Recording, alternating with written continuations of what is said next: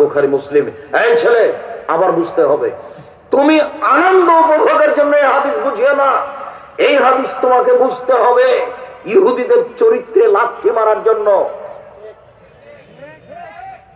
ঋতুবতী হলে তাকে বাইরে রেখা আছে কুঁড়ে ঘরে, যার হাদিসে শব্দ এসেছে হিপস, যাকে ছাইতলা প্লেটে খেতে দিবে, ময়লাযুক্ত গ্লাসের টিনের প্লেটে পানি দিবে, ময়লাযুক্ত কাপড় পরে থাকতে হবে, ও হলো ডাইনি, ও হলো পশু প্রাণী, মানুষ নয়।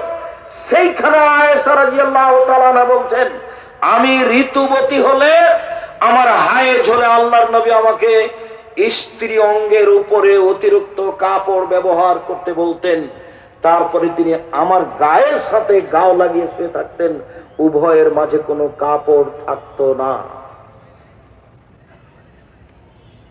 এটা কি হাদিস? তো বুখারী মুসলিম। আপনার কাছে কি বিচার আছে?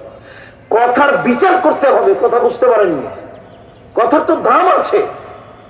কথা তো কাহিনী নয়, কথা তো মুহাম্মদ সাল্লাল্লাহু আলাইহি ওয়াসাল্লামের কথা। দেখেন, আবার বলছেন, ওয়ায়ামুরুনি, তিনি আমাকে আদেশ করতেন, ওই ইখরিজু ইলাইয়া রাসাহু ওয়া মুতাকিফ, রমজান মাসে ইতিকাফ অবস্থায় মাথাটা আমার দিকে ঠেলে দিয়েছে, লিয়াগসিলাহু, যাতে করে আমি মাথাটা ভালো করে ধুয়ে দিই, ওয়ানা হাইজ, তখন আমি ঋতুবতী। নেন, আরো কথা আছে, এই হাদিসও বুখারী মুসলিম। উনি রমজান মাসে কোথায় আছেন বলেন তো? ইতিকাফে আছেন। তিনি বলছেন আল্লাহর নবী ইতিকাফে বসে মাথাটা আমার দিকে ঠেলে দিয়েছেন, দিয়ে বলছেন আয়েশা মাথাটা ধুয়ে দাও। তখন আমার ঋতু হয়েছে, তখন আমি হাইজলা মহিলা, ঋতুবতী মহিলা।